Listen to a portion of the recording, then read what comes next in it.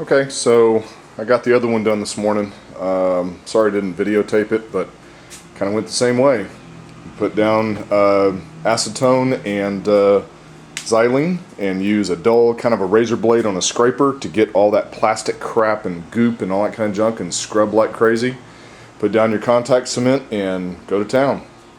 Once again, this one expanded just like the other one, so I actually had to trim a little bit of the back one off of here, and I had forgotten to cut this out whenever I put it on, and I was like, oh crap, so had to do that once it was on, but I'm happy. Looks really good. Got the purple on this one all the way around, and it says it takes about 7 days for it to fully cure, which is fine, although today would have been a perfect day to be out on the lake. It was supposed to rain, and it didn't. We have a nice, beautiful breeze, a couple of clouds in the sky, but we're here. So, I don't know, it's only about 4 o'clock. We may go out and get some water skiing in today. Just depends. It's hot. I think it's probably 95 degrees. But anyway, so the next thing is going to be rebuilding these carburetors. So let's see what we got over here in my little makeshift workbench.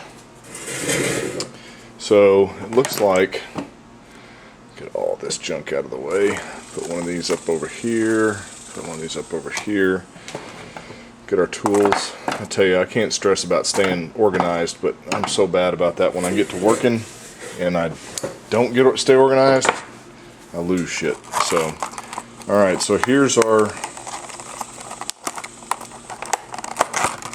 first carburetor kit. Let's see what's in here. I know I can use that.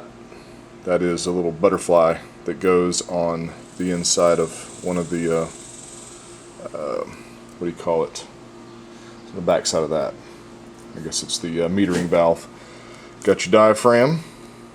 Of course, that goes right there. And we got miscellaneous gaskets and stuff. Now, a lot of these I'm not going to use just because they are for other types of carburetors. This is a multiple carburetor rebuild kit. So I'm going to get rid of those. I don't believe we use this one. This one I know for sure we will use because it goes underneath the metering valve right here. And this one goes on the back side. So I have to take the, there's a rail that actually goes behind these deals that you have to take off. So, and then miscellaneous little rubber boots and so on and so forth. And then of course the little springs.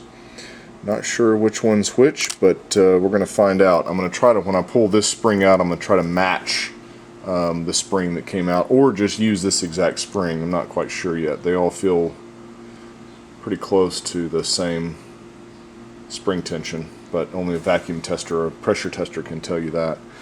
So I guess what I'm going to do is I'm going to start taking these apart and replace them one by one. And I'll show you how I did it little by little.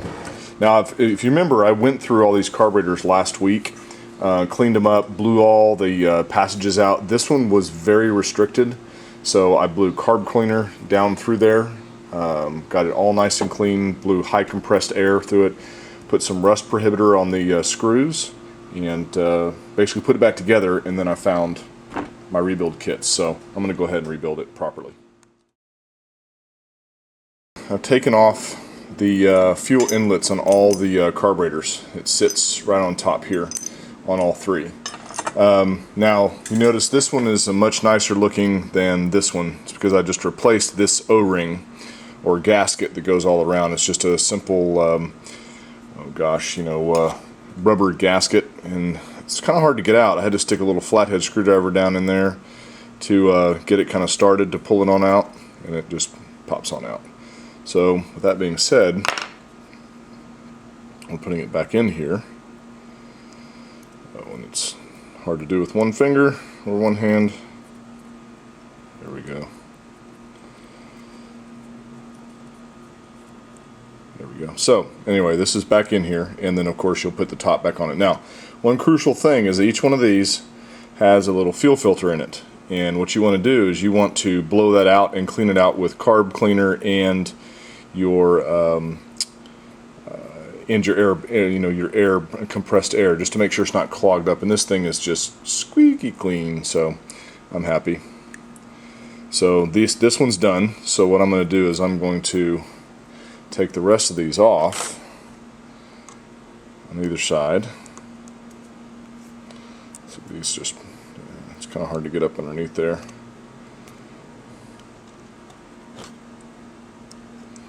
Oh, come on out.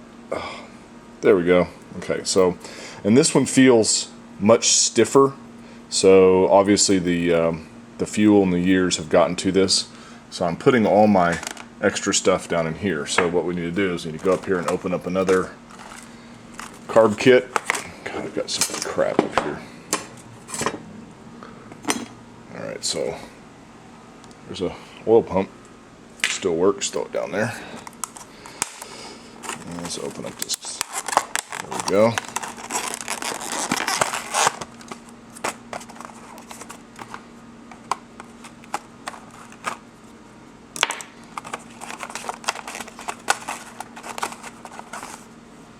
Okay, so we'll dig through here and find our little, there it is, right there. So we'll go ahead and pop this one in. Obviously I put it on wrong there. There we go. Okay, so 2 down, and we'll pull this out. I know this is clean, but I'm just doing it to show you. See, nice and pretty. No gunk, no buildup. And then the last one. So I'm going to go ahead and close these up so that way I don't mess them up, because you got to flip the carburetors over to get the to the other side, because there's no other O-rings on this side at all. So I'll screw around and dump all this crap out doing this with one hand. You watch.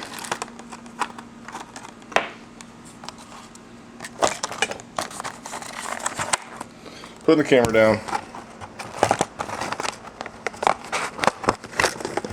Alright, so we have our last one here.